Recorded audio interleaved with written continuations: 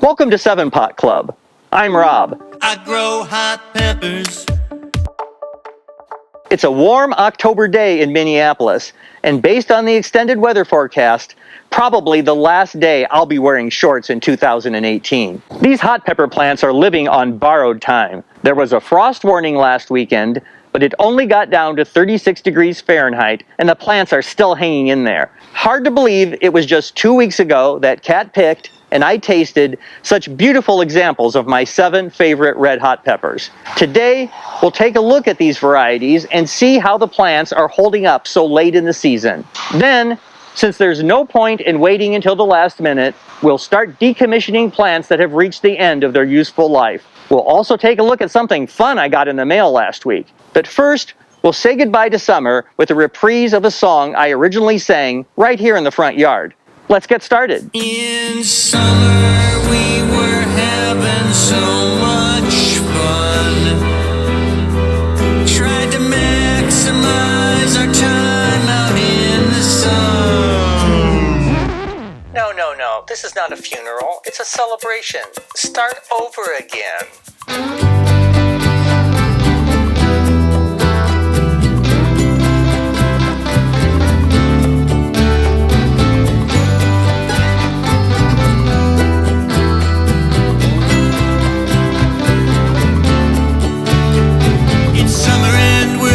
So much fun.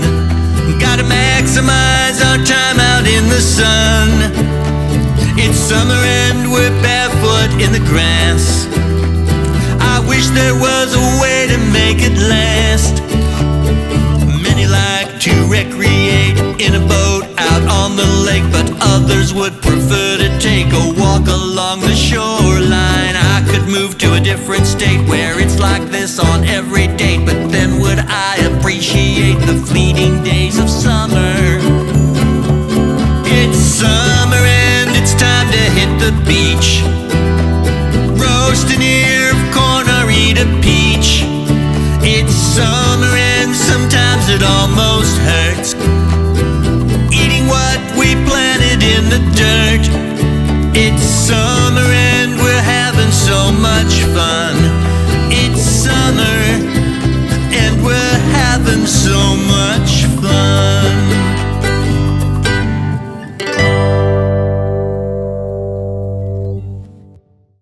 I want to show you how outdoor plants fare here in Minnesota when temps start dropping, but before the first hard frost puts a complete end to the pepper party.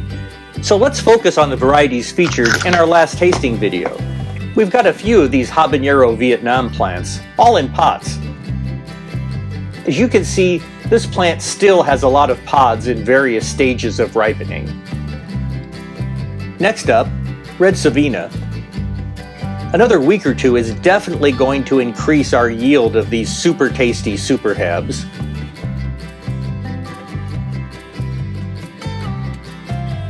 Spotlight on Trinidad Scorpion Butch tea. Still producing. It could be my imagination, but I detect that most late season peppers, especially super hots, are a little mellower and have an earthier flavor. We only grew one 7-pot Barrackpore this season, and this is it. It's completely played out with just 3 remaining pods. They're tiny and immature and will never ripen in time. This one's going straight to compost. Thank you for your service. However, here's a very similar 7-pot Chaguanas, still going strong, with some beautiful fruit that deserves a chance to fully ripen. Bird ahi is one of the varieties that seems to thrive in cooler weather. They're still ripening daily, but they're also delicious green. That's good, because there are way too many to ripen before first frost. Take a look at the bird ahi planted in the ground. It's enormous and covered in fruit. Hope we can find more room in the freezer. It's been an incredible year for Carolina Reapers. Although they don't approve of the changing weather, they're not ready to give up yet. This pot is also home to a companion portulaca, or moss rose, which is completely played out. Still a few flowers on this one in a nearby pot, but their season is long over. We have several large reaper plants in the ground. When frost is imminent, We might try hanging a couple of these plants upside down in the basement to see if it will spur ripening of more fruit.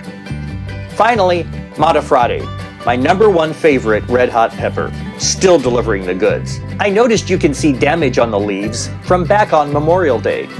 That's when it was 100 degrees Fahrenheit and the young plants became severely dehydrated, shriveled up, and nearly died. Again, we have a vigorous and much larger plant in the ground, also still producing. I could go on for hours showing you late season ripening, like Yellow Fire and 7 Pot Primo Orange. How about this rare Dragon's Breath, Britain's contender for world's hottest pepper?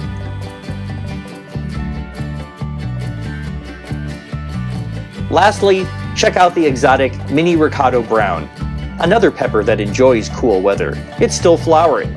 Maybe we're in denial, but we're not quite ready to say goodbye to our beautiful 2018 hot pepper garden. There are still a few more days before the inevitable end. Lastly, here's the envelope I got in the mail recently from gardening guru and my favorite YouTube creator, Khang Starr. Inside were seeds for 5 of the unique varieties he's developed: Starracha Hornet, Starracha Pumpkin, Texas Crimson Bonnet, Scarlet Rose, and Lemon Starburst. We may be planting some of these very soon as part of our first experiment with indoor hydroponics. Thanks, Khang. That's it for this episode. We're going to keep the garden going as long as we can in order to ripen as many peppers as possible. Follow our daily updates on Instagram, Twitter, and Facebook. Please subscribe to our channel and like and share this video with your friends. Look for a new episode next week. For 7 Pot Club, I'm Rob.